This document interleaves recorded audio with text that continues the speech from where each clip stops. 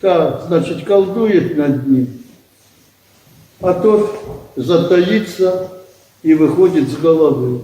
Боль прекращается. Как она мне помогла.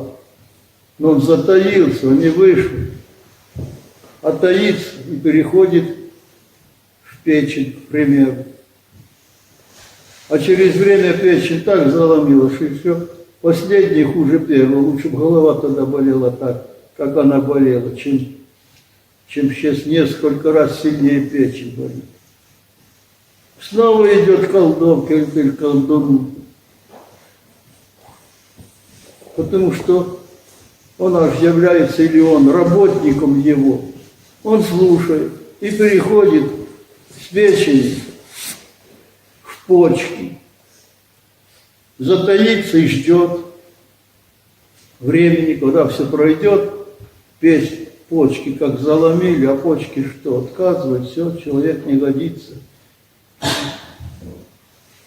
И так мучится, что то умирает, то оживает, то умирает, то оживает. И последний для человека хуже первого. Вот так они дружат.